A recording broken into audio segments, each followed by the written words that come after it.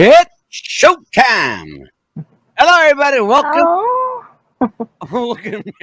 oh, how cute! Well, Look that threw at me off guard. It's showtime indeed. that. Tuesday night on What's the Buzz? Let me tell you something here.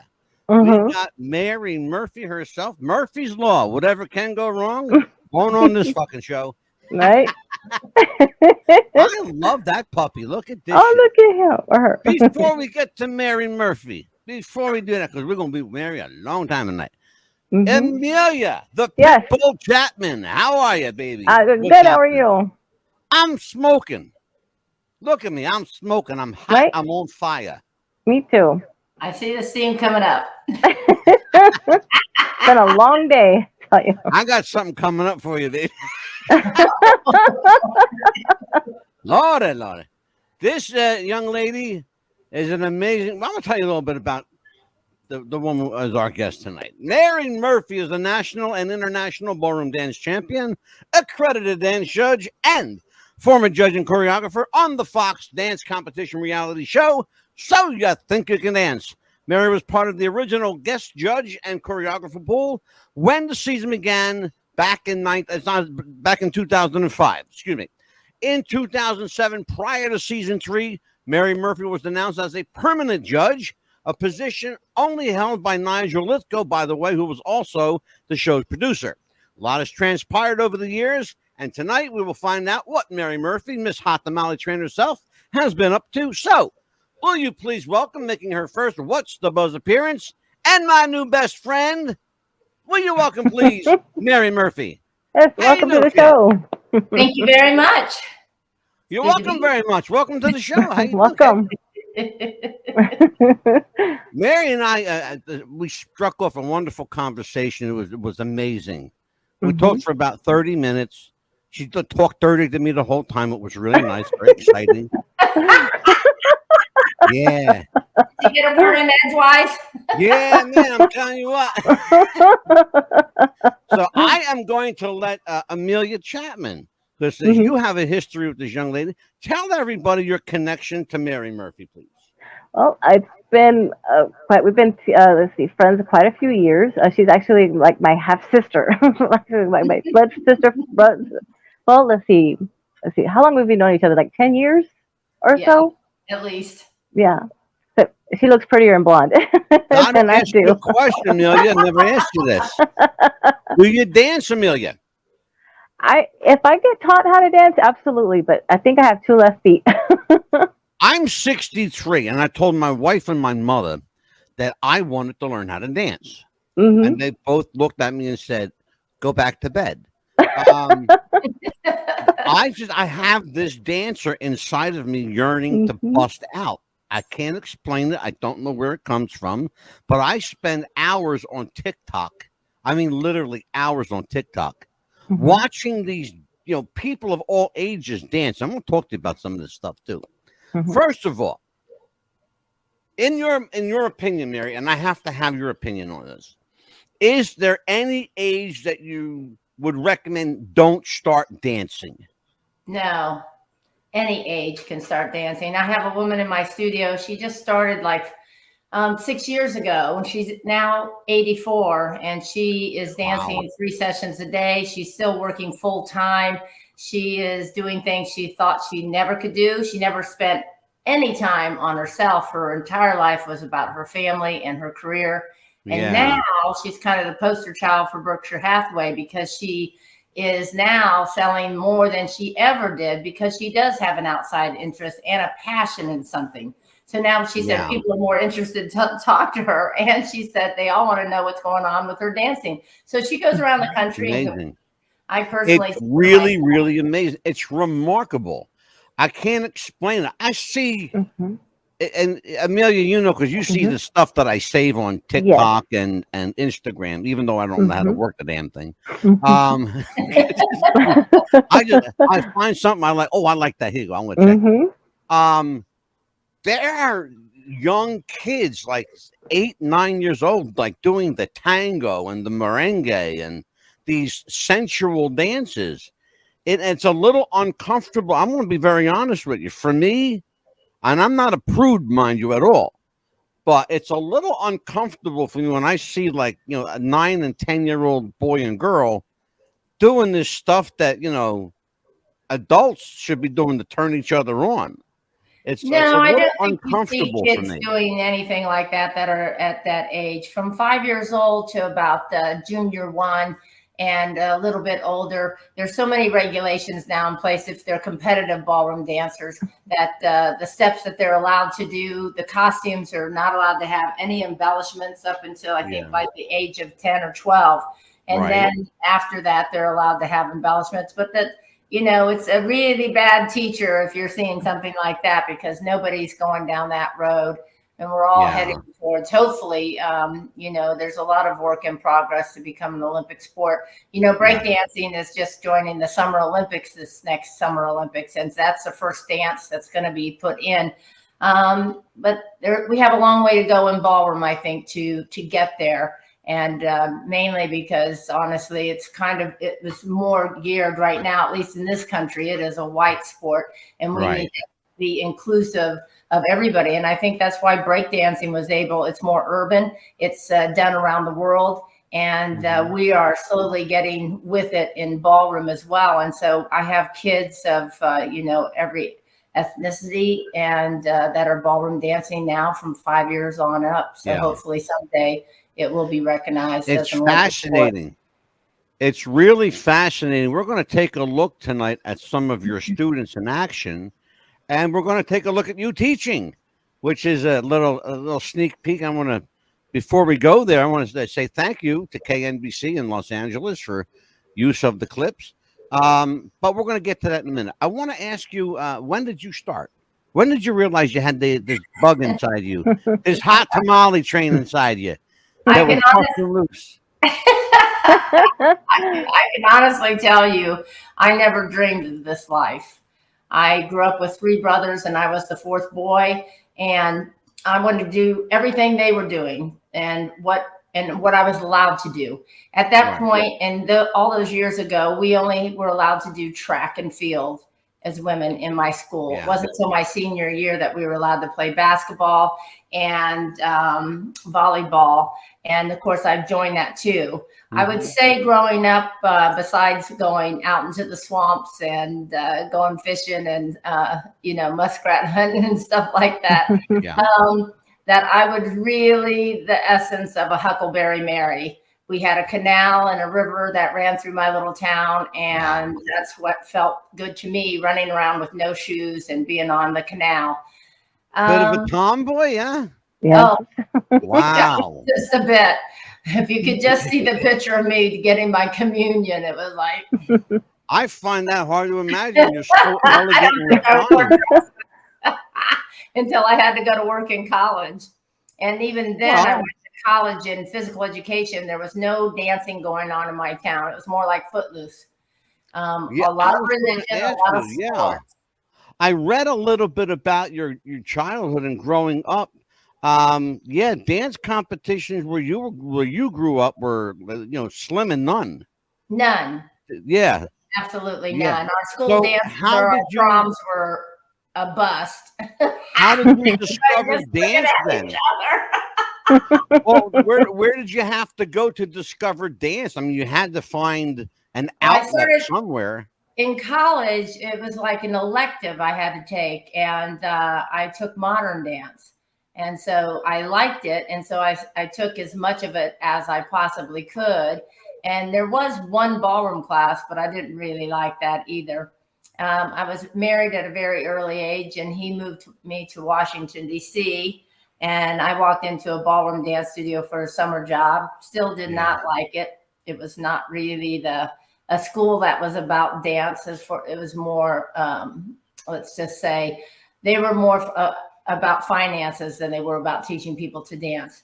And I was going to leave. And the manager said to me, he goes, I want to take you to the United States Ballroom Championships. I think he could feel that I was going to quit. And I was. And I said, yeah, I'd love to go see that. I've never been in New York City in my life. I was just even nervous about going to a bigger city than Washington, D.C. Sure. And I got up there, and it was just like a movie. And I walked into the room about 10 feet. I wasn't even seated. I hadn't watched any events, didn't even know what was going on. There was about 35 couples swooping across the floor and dancing. Right. And it hit me like a lightning bolt. I felt it on a cell, like it started at my head, went all the way down, just kabam. I looked up at the people that brought me. I said, I'm going to be the United States champion and I'm going to be a professional ballroom dancer. And they started laughing at me. And they said, well, I'm just hoping you'd stay at our studio. Who's laughing now, Mary? Right? Oh, we have somebody in the chat room. Here you go. They can't believe it, I'm sure. So when we have a gentleman in the chat room named Stephen Plim. I know who Stephen Plim is. He says, love her. I studied under John Gregory from 20th Century Fox. John was a dance teacher to the stars. We'll talk about him. Do you know who he is? I don't. But I think I'm reading his credit right there. Was personal manager to Errol Flynn, groom talent like Judy Garland, Nikki Rooney. Wow, okay. Mr. Plim is a gentleman that handled Jerry Mathers, Adam West, Joe Fraser, Tiny Tim. His claim to fame is he was Tiny Tim's manager. Is that right? Yeah, he's, for real. He's a dear friend of mine. He's a very dear friend of mine, Steve Plim. And he's got talking about manager to the stars. This guy's handled them all. I want to talk to you about the etiquette of dance. Now, back in the 80s, there was this boom going around called break dancing. Yes. And now we in fact, before we went on the air, we talked a little bit about it being an Olympic thing now. Yeah. Break dancing was considered outlaw at the time. Yes. Is that right? Yeah. Well, I'll tell you how I know about this. Mm-hmm. My background, I don't know if Amelia told you, my background is professional wrestling. Imagine that. So, we got the wrestling t-shirt. Right? So, and in very much like, some promotions that we called outlaw promotions, the enticement of it being outlawed drew you to it. Breakdancing was getting people from all walks into the breakdance movement. I remember one woman particular, you might remember her. Her name was Lucinda Dickey. She was an actress dancer. And she did all those breaking boogaloo, 1 and 2. Yeah, Electric Boogaloo and Electric Boogaloo 2, I think it was. Yeah, but now you got the B-boy thing happening, and you got other variations of essentially breakdancing, right? Why is it? Now, here's the question. It's a kind of long-winded way of asking, but why is it that dance goes in cycles like this? Has that always been the norm? Yeah, I think it has always been the norm. I think during the war, when people started picking up the Lindy Hop and in the 50s dancing, the swing and the cha-cha came to life at that point in time in our history. There's always been something that comes along every so often.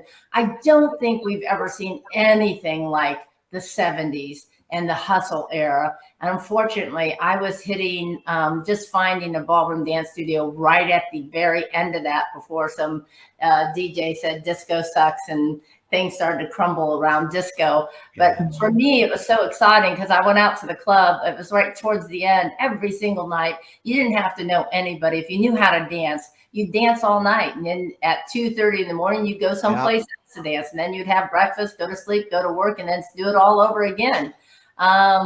And the numbers of people and the numbers of men that got into dancing at that time, almost every single dancer, male dancer that is around my age, they all said that they got into it because of, Saturday Night Fever and, dancing, and they figured out they could probably pick up more women if they knew how to dance really well.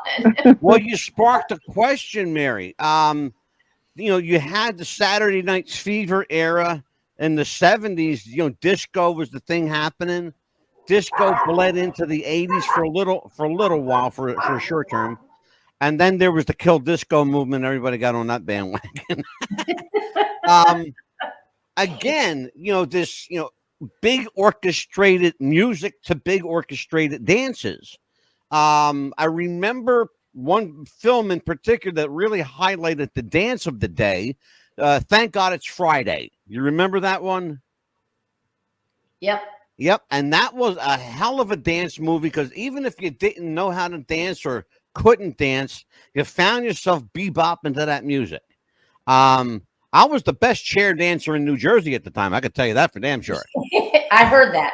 Yeah, I am. It did get around. Amelia will tell you. She's told half the country by now, I'm sure. So it goes in cycles. Now, I talked about dance etiquette a little bit. Is there such a thing? And I've heard this term, and I don't know if it's a real thing or not, but a term I heard called dance etiquette. Explain to me what it is, or if it is, what is dance etiquette? Well, of course, with kids, we teach a proper dance etiquette and manners, and you see those around, and every city has them. And they teach the kids manners, how to ask somebody to dance, how to hold somebody properly, how to lead somebody in an underarm turn without giving them a boob graze, things like that. And even today in salsa communities, I know that we teach that in our school as well. That kind of went out the window when Lambada came into town. And that went out fast. And it went out fast because people that were coming in for a group class didn't necessarily want to be bumping and grinding with somebody that they didn't like or didn't know or didn't want to or didn't even have a couple drinks with. It was just not, It wasn't a good fit. I had a feeling, I jumped on the bandwagon for just like a nanosecond during the Lambada days, but I said, this is not going to last. People are not going to like this. Certainly salsa is certainly coming on strong. Bachata now, which is a little bit of a slower dance, because not everybody can dance the fast salsa. And then we have the dance etiquette about what it's like being in a ballroom. You go counterclockwise around the room. Yeah. You don't go the opposite direction because you're just going to be killing everybody along the way. Those are kind of things. Usually never say no to somebody when you're at a ballroom dance party, when you're dancing. That was one of our etiquette things that we have in our school too. But we've also, one of the blessings that came out of COVID, at least in my own school, is that I started doing ballroom line dances and making people stronger without, having to rely on anybody's lead or follow or anything. And we're still doing it now. And I think we'll always have that in my school now, because so many people never have to sit out a single dance if they don't have a partner or they haven't been able to get up enough courage to go ask somebody. But we try to make the ballroom world inside a ballroom. I have an etiquette question for you. Yes. Is it okay to not give a shit what you look like out on a dance floor? Yeah, I don't think you have to. For me, I am happy to see people just dancing any kind of which way they want to be honest with you. And I think other people are always drawn to it. I think it's human nature. If I'm even at the mall and there's some kids starting to dance in the middle of the mall, I'm going to start looking. I think whether somebody's a good dancer or a bad dancer, it doesn't really matter. The fact that they enjoy the music and enjoy moving. I think we were naturally born that way. If you watch almost any child and you put on music and they're an infant, they will start moving to the music instinctively. It's someplace along the line, and I think in our culture that we scare it out of people, or especially young boys, that, oh my goodness, well, they might be gay if they start dancing. Hysteria that went along, it was around for a long time. There's still a little bit of that, certainly where I come from, you wouldn't have your kid doing, especially a boy doing dancing. There wasn't People have very short memories, Mary, don't they? I mean, you'd be hard pressed to call Gene Kelly or Fred Astaire, sissy boys. Exactly. Without getting your ass kicked, for sure. I mean, now we see, to be honest with you, the majority of the professional dancers in this country today are actually straight. So that is absolutely, a wrong idea about you can't make anybody gay, as far as that goes. And certainly I've had long chats with a lot of my friends that are, when they knew and everything else, and did dancing have anything to do with it? And they're like, absolutely not. It has nothing to do with it. Oh yeah, Mary, I'm anybody going can to be make happy. you a very happy individual tonight, Mary, because I'm going to turn it over to the pit bull, Amelia. Pitbull Chapman. No, I can understand what you were saying, because no matter how old you are, you could be happy. Because I remember at the dance competition where where we met as well, even with Michael. This lady won. I think it was like the last place you could win, and she was like in her late 50s, and she was so happy because her first year competition, and she won like $500 worth of dance lessons, and she was just the happiest person. And she's like, oh my gosh, I could do this for like a whole year or so. And I said, well, congratulations. She goes, yes, look. And she said, could you take a picture with me? And she says, I know that you're Michael's sister-in-law and you were with Mary Murphy. And I said, I'm just here to have fun. She goes, I don't care, just take a picture with me. Look. She was just so happy to even win. I said, sure, come on, let's take a picture together. And she was just so happy to win. And the reason why I love ballroom dancing in particular so much is because, just because you're getting older and you've competed in sports when you were growing up, this is the beauty of it, is that you can compete against other people your age or younger if you feel like you can knock some, and that happens. And some of these older people, take somebody younger down. It's particularly prideful for them too, to be able to do that. And to be able to still strive and have determination towards life, and to be able to dance, gives that to people. They feel absolutely thrilled to be able to also, just with the generations that are going on right now, as far as it's one of the few places that you will go into the ballroom and there will be a formal night. Everybody is dressed up. The women are putting on ball gowns with rhinestones and feathers. Oh, yeah. I wasn't growing up. I call it the Cinderella effect. For all those tomboys out there that eventually became women and young women, and at a certain age, I call it, me and my other girlfriend, who were both tomboys, I said, it was the Cinderella effect. All of a sudden, we started caring about our nails or our makeup or our hair, the way we dressed, and we felt good about it. And so these women that also, and men that get to dress up in tuxedos, one of the last places that you can, especially out here in California. Let me tell you, we are California casual. Yes. People that don't go to, I see it more on the East Coast when I go to New York and Boston, Washington, D.C. People still in suits, women still dressed up. Women, oh my gosh, they're still wearing high heels. Good Lord. We're in flip-flops. Yeah. And I was like, oh, yes, I get to dress up for a day, You're not dressed up ever. And so people still live out that golden age of what it was like to be glammed and to roll across the ballroom floor and feel elegant and beautiful. Mary, when you think of elegant dance, what's the first film that comes to mind for you? Oh, certainly it would be Ginger Rogers and Fred Astaire movie, any of their movies. It was just, to me, they just floated across the floor. And, it doesn't have too much to do with what the ballroom technique, so to speak, is today. Yeah. But it was just their connection with one another and the glamour of it, and just the constant twirling. And it just, it was so romantic, I thought. You mentioned an interesting word there. No, Fred Astaire, the movie up there. Oh, yes, right behind you there. Absolutely. Yeah. And why is it, right? Why is it that people want to learn the quick step right away? Why is it that everyone wants to learn the quick step first of all? Oh, I don't know. Not too many people. I've noticed that. I want to learn that first. It's because everybody's like, I ask them, I say, why do you want to learn the quick step? I mean, it's just so pretty, I guess. It's so fast. At first 20 seconds, I get tired. Yeah, do you really kind of like running a race. Do you really think that people want to learn the quick step first? I've heard a lot of people want to learn the quick step. That's the first step.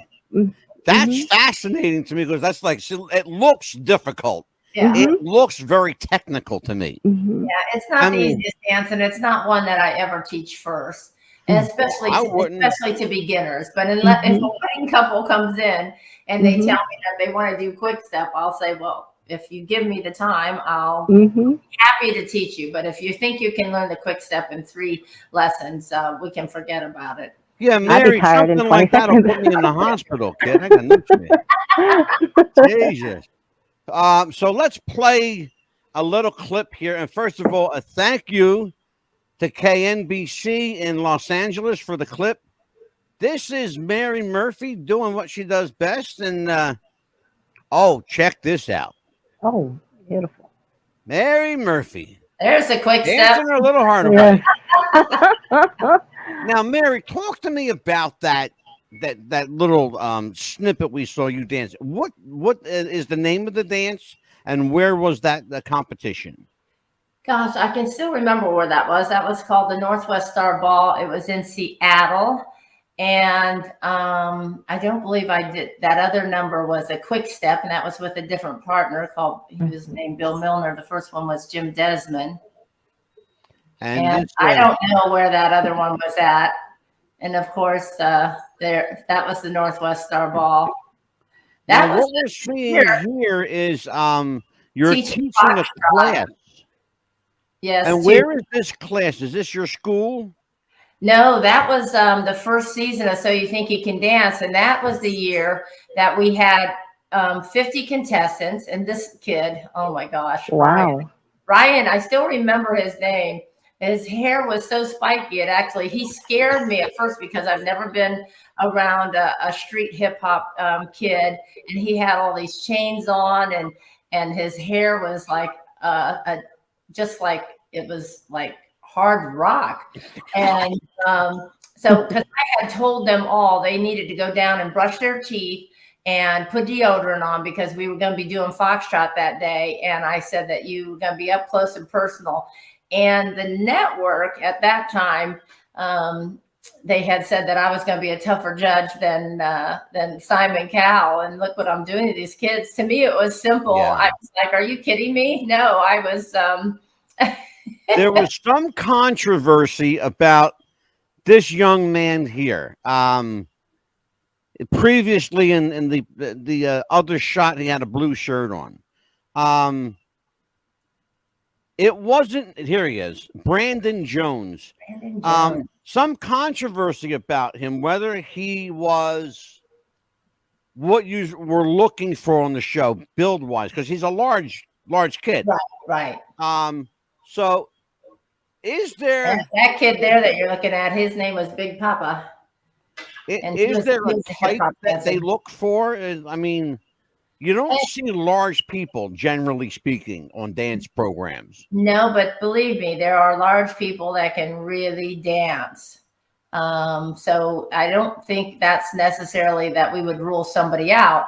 It's just that, especially, it just depends on what their talent is. So these kids were probably hip hop dancers, and they were amazing at what they did.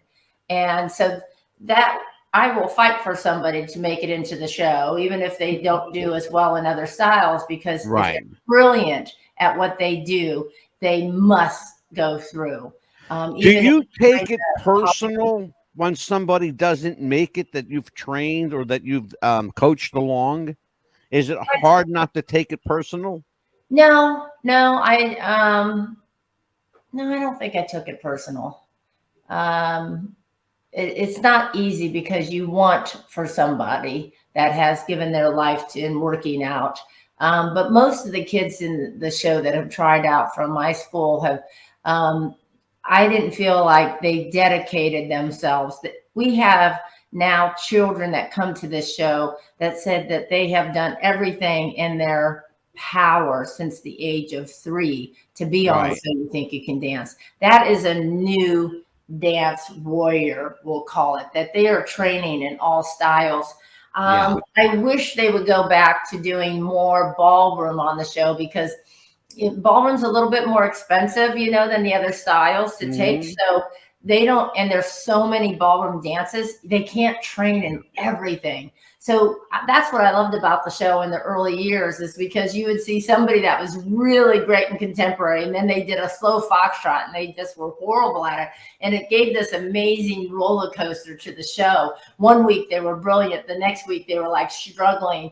And we don't see that in the last few years, because basically almost everything they do is amazing because they are coming well trained. But if they would throw the foxtrot, the waltz, the quick step back in there, other dances, international Latin, if they do international rumba, and more paso dobles, we would see more struggle.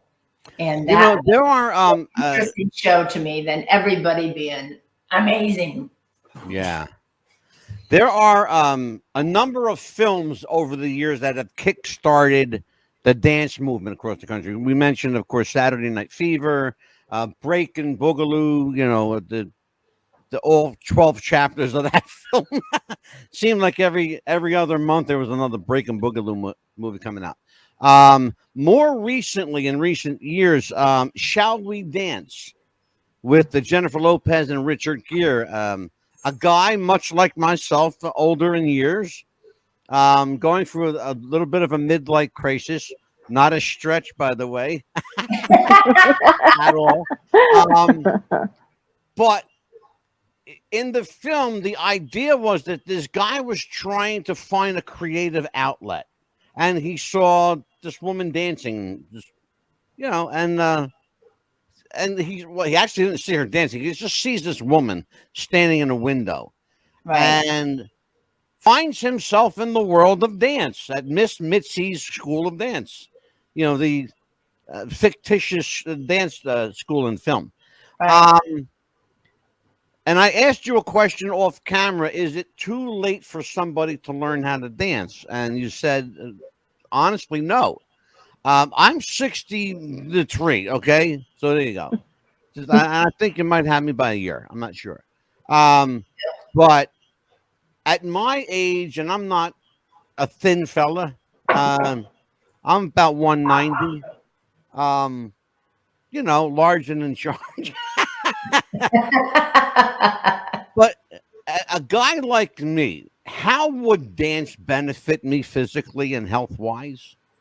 Well, everything, of course, anything that you do physical is all tied together with the brain, and will improve your mood. Of course, it's going to burn calories. Like if you were to take a salsa dance class and then get better, I'd end up in traction. Yes, you can burn up to 500 calories for an hour. So there's many benefits to it. And not to mention, it just kind of feeds your soul when you are connected with music and connected with somebody else as well. We are going into an age, and I think we all know it, that we are going into an age of disconnection, and everybody on a phone and everybody on a computer.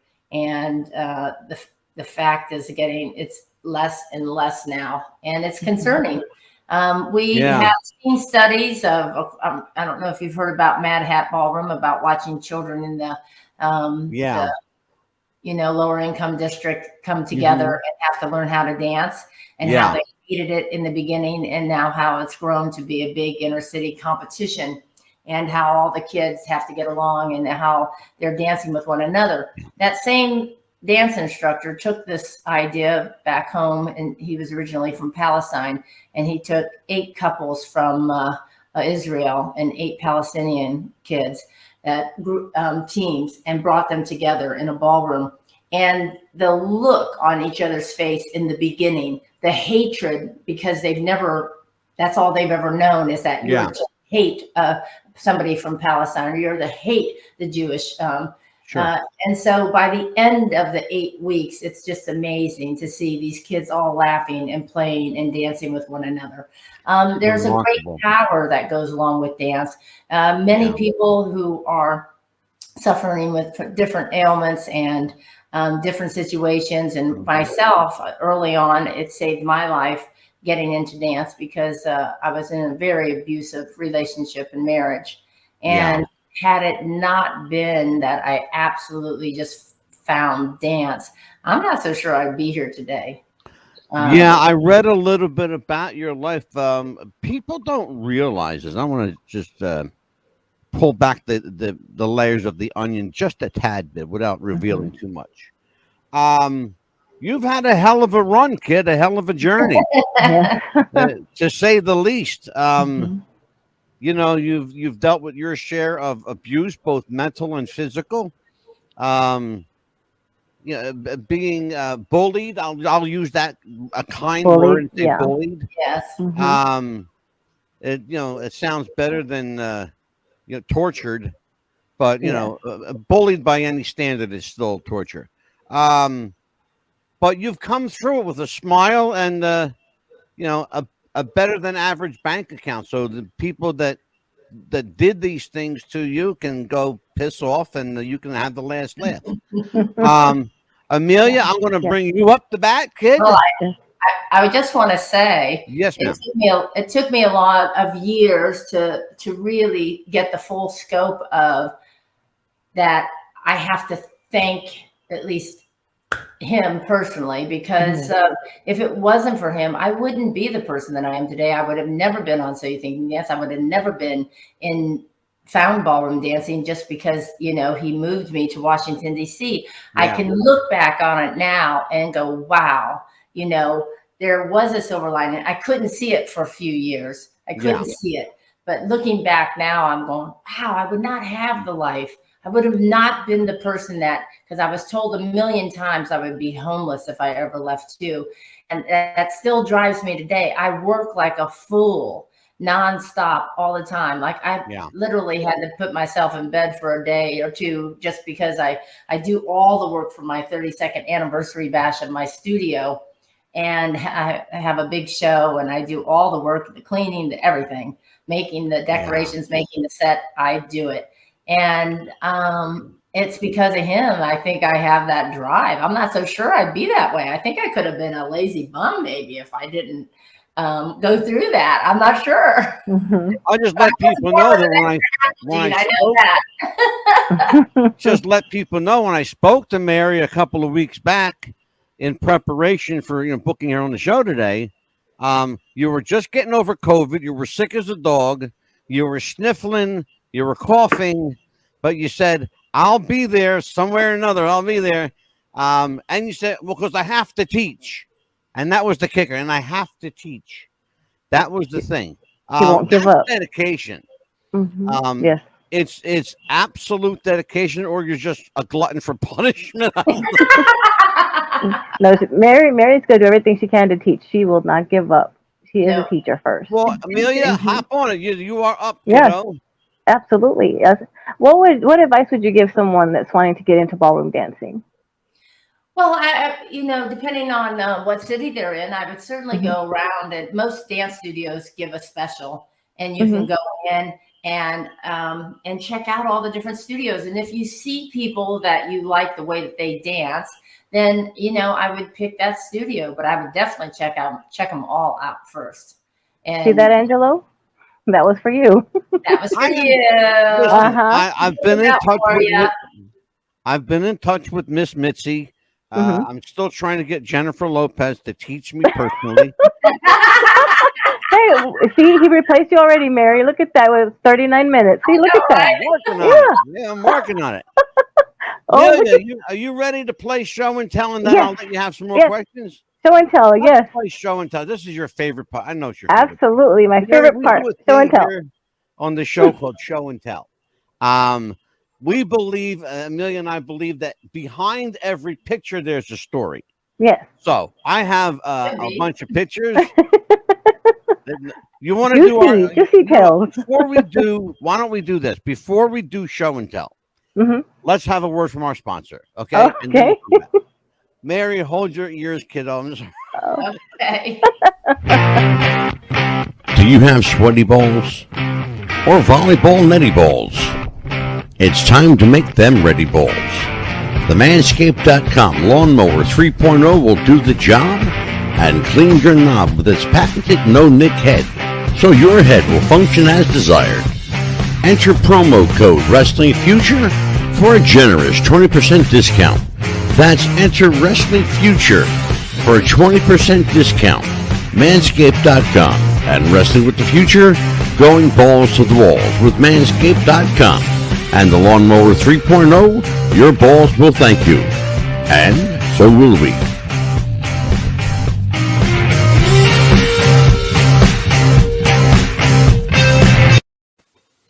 Every well-groomed man needs a Manscaped.com Lawnmower 3.0. Get one now. Mention Wrestling Future, get a 20% discount. That's a generous discount, too, by the way. So say hi to our friends at Manscaped. Mary, I'm sorry you had to hear that. I was hoping Simon could hear Things that. are important. Yeah, right? I would have loved to have Nigel listen to that one. Talk about refinement. Oh, man, Nigel would have loved that. Let's play show and tell. Amelia. Yes. Your favorite. Yes. Yeah, right? I bring would these scream things up. for all the press when they would ask me to, and especially, I mean, you can only imagine my neighbors when I would live up in LA, and they would say, like in an early talk show, like at 7 a.m. and 5 a.m. my time, and say, give us a scream. I said, all right. I said, I'm going to wake up my neighbors. Yeah, right? Yeah.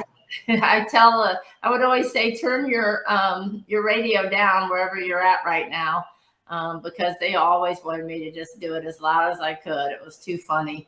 But there's no way that I ever have snapped at anybody in the press for This is why we do show and tell, because we got to get Amelia will tell you we're fair on the show. We get to the truth. We get to what's behind everything. And if somebody says it wasn't me, I didn't do it. Hey, I trust you. I believe you. Yeah. But I still want to know if there's a juicy story behind the damn bitch. There's not. I swear. Okay. No. She would only ask if she gets asked to do it, she'll do it. It's kind of a shame too that you were, just posing, because I would have loved to seen somebody snap at the paparazzi for change. I'm going to tell you guys the truth that I was always worried about the paparazzi. They find you out on the street and they try to get you. They'll say different things to you to try to make you snap, but it never ever happened. But for the most part, I would say 99% of have always been very kind to me. And I'm very grateful for that, because I know. Yeah, amen. Right. So Amelia and I, before the show, were talking about your studio, your dance studio. You had a little close call there. The building next door to you caught fire. It did. It was. Did you lose anything? Were you okay? It was a blaze. I mean, I just couldn't believe it was happening. And there was a bar mitzvah renting my facility at the time, and I was there, and somebody came in and said there was a fire, and I was like, what are you talking about? And I went out, and it didn't, just a few flames. I came back in, and I told everybody, not to worry, but there was a fire next door. I took one more walk back out, and the whole thing started to go up in flames. I'm like, oh my God, okay, everybody. The police came, said, you got to get out of here now. And so everybody, I said, just like you would in a movie, I said, please gather your things. And it's the building next to us. It's not us. We're not on fire. And please walk to your car and please leave right now. And everybody got up and ran. I'm like, yeah, of course. I just said, please and you stayed filming. Absolutely. People are always going to pull. And then the young kids, they were all filming it. And then until the firemen and everybody got there, I was very lucky that they put up like 5 trucks and blew the water that way away from my building. Yeah. And luckily we didn't have the Santa Ana winds. You gotta love the cell phone generation, don't you? Oh yeah. No. Everything makes it for YouTube. And a total thing could have blown, and they tried to get me to leave my building. I said no. The police Amelia, you are up, kid. Yeah, I know. I was like, oh my gosh, Mary, you're still there filming this. Get out of the building. I kept trying to say, but I was like, okay, I she's had a not wedding gonna. the next day. Uh-huh. There was no way I was leaving because it was going to be for my receptionist. The police officer tried to get me to leave. I said, you can go ahead and arrest me. I said, I'm not ruining my She's not reception. leaving. No, she's gonna be tied down to that building. Yeah. She's not gonna leave. You can arrest. Yep. I was there Yeah, till we 4 heard that. a.m. Yeah, Hmm. Amelia said Mary was staying put. She wasn't moving. She would. No. If Her I know ass Mary, wasn't she's going gonna be tied nowhere. to that. So she'll be tied to that building. So let's talk about celebrity. You are, by your own admission and by your extensive biography, the most unlikely celebrity, and someone who, and quite frankly, and I can tell you, judging by, and I'm a pretty good judge of character, judging by the woman I'm speaking to tonight, you haven't let it get to your head. You seem well grounded. You seem, I mean, you're a kind, drug fueled nymphomaniac. She's one of the sweetest people I know. Yeah, She you is. really are. You're a sweetheart. She is. I mean, anytime so I ask her, I say, Mary, take a picture. She'll be right there with me. So let's talk about the sudden onset of fame in your life. So when you got So You Think You Can Dance, did you have any idea how many people were going to end up watching this show and it would be on for all these years what you wanted? No, I don't even think any of us. The first season, they greenlit it so and gave them such a short period of time to get it on air. I don't really think Fox necessarily wanted it to work, but none of us knew, because I got on the set and I would say, "Do you know what's going on? No. Do you know what's going on? No." I thought it was just me, but it was really everybody. They were making it up as we were going along how it was going to play out. Yeah. And it just so happened it just took off in spite of, not a lot of publicity, and it just became a huge hit. But I didn't really even really understand that till years later, that how big that hit was, because I didn't really know what the numbers were or what was what or anything. Yeah. It was just it was a lot of fun, I will say that. And for me, just every year when it would come up, I would be so excited to go on the road, and a town car would come to my house, and I can't wait to see what the kids are going to do. And I can't wait to find out, who's going to just like blow me away, who's going to make me cry. Because I do think it's extraordinary that a choreographer and the two dancers could make magic in 1 minute and 30 seconds and be able to tell a whole story that would affect me. And then I found out, I felt like an idiot the first time I was crying on TV, because I never really seen that with any other judges. And it's like I couldn't help it. I would be completely overcome by a certain dance and the story and everything about it. And then I found out people would write to me and they said, that made me cry, Mary, and I would be in some other country and somebody would say, that number, and then they were crying to it. And it just was, it was a lot of fun, I will say. And just seeing the talent that blew me away. I was like, I was like a kid in a candy store sitting there front row and center and being able to get paid to watch this. It was like somebody damn well pinched me. Well, that's the best part, isn't it? Along the way, I'd be like, I shouldn't be here. I felt like Forrest Gump. Like in all these extraordinary pictures, and I got to meet, Prince Charles and Julia Roberts, but just all these people that you just go, wow, are you kidding me? Right. And, I don't know. I just couldn't even believe that was my life. Well, let's talk. You mentioned Julia Roberts. Let's talk about dance doubling for someone. Mm-hmm. It's, and I'm just going to be honest with you. Amelia and I have been trying to get Julia's brother on the show, Eric. In fact, I spoke to his wife today. Everything has to go through his wife. By the way, she played Brunella in Animal House. Manager. Sweet lady, very sweet lady. But let's talk a little bit about dance doubling for somebody, or doubling for someone in general. Were you comfortable in that role as a double? Did they? I mean, you know where I'm going with this. Well, that was my first job in Hollywood. Period. Before So You Think You Can Dance. Oh, okay. This was way back when Julia was like probably the hottest movie star in the world. And I was not even told who I was auditioning. I was actually dancing at the United States Swing Championships, and there was about 2,000 people there, and we were kind of doing an Elvis swing number.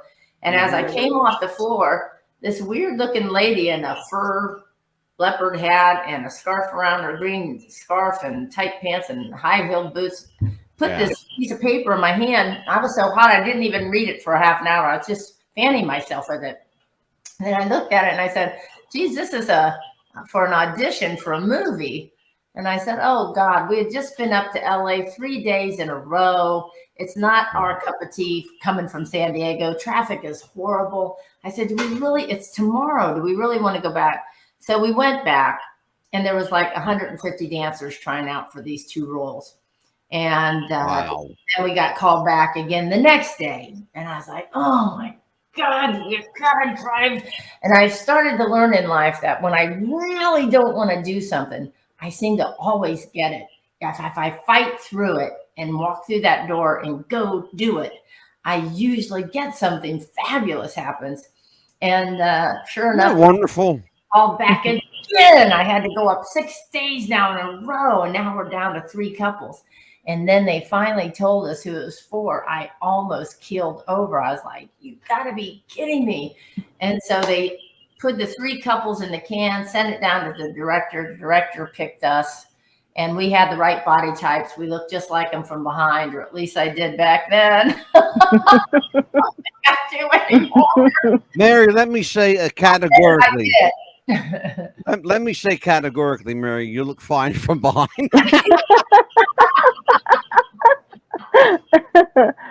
Don't worry about it, kid. You're good with me. Oh, yeah. And two weeks later, I was on riding in first class, which I've never done before. And I was on the back of this massive plantation in Beaufort.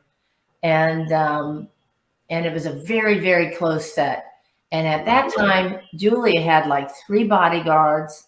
She was married to Lyle Lovett. I don't know if you remember. Sure. Absolutely. I actually saw him last night. And so many people didn't believe that was true. So they were all trying to get in to see if they could validate that or not.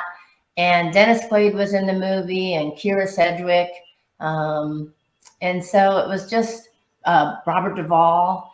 And Robert Duvall came in. We were teaching Julia and Dennis in a dance tent that was like 12 by 12 on plywood floor in November. It was freezing. We had a little space heater, and Robert Duvall popped in the first day and said, I heard there were some ballroom dancers on the set. And he loves ballroom dancer. He was married to a ballroom dancer at the time. And he was actually also working on his film called The Apostle. I think I can't remember. Did he write that too? But anyways, he asked me and the other choreographer to go, and he took us out into the boondocks to this church where these amazing singers were like, it was that was for me one of the best spontaneous moments of my life, to be able to go there with him and listen to this amazing choir that I guess they just had performed for Clinton's, and I was just beside myself sitting, I can't believe this is happening. I'm sitting here being able to witness something like this. My dance partner didn't want to go because he wanted to go into town and see what he could, Oh, please. You know what I mean?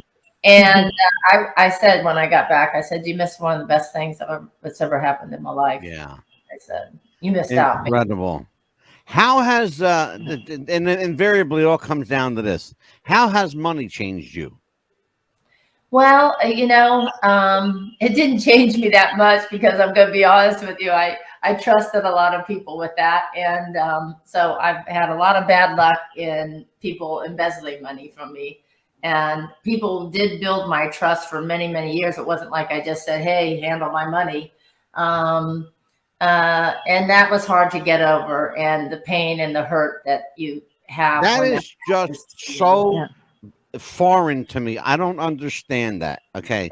Now, I'll tell you how it can happen for like someone like me, that I'm not really into that kind of details. I hate that part. I'm a worker bee.